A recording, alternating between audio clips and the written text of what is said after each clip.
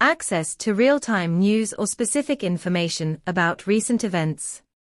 However, I can speak generally about some possible reasons why a footballer like Barcelona's Ansu Fati might receive a tell-off, a reprimand, or warning from a more experienced player or team medallion.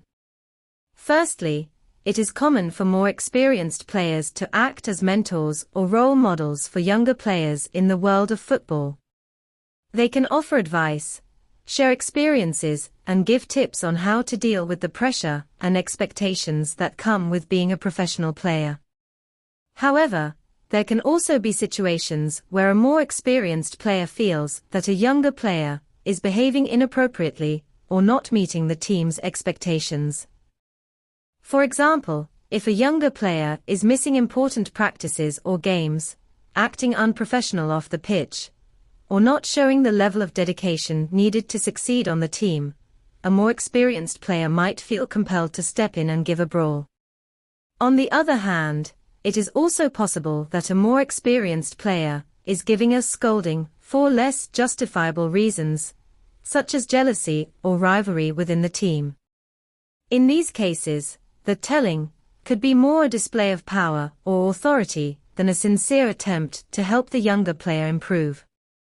In general, it's difficult to know exactly what happened between Ansu Fati and Barcelona's most experienced player without more information. However, it is important to remember that the dynamics of a football team can be complicated and that conflicts and disagreements are common in any competitive environment. About the first news, it is common for clubs to focus on their most important national competitions, such as La Liga for Real Madrid. Still, many teams also have goals in international competitions, such as the UEFA Champions League. As for the second piece of news, it is common for football clubs to try to hire talented players from other teams. However, it is important to remember that these negotiations can be complicated and do not always result in a transfer. As for the third news, football fans may be surprised by the fate of Lionel Messi, depending on which club the player chooses.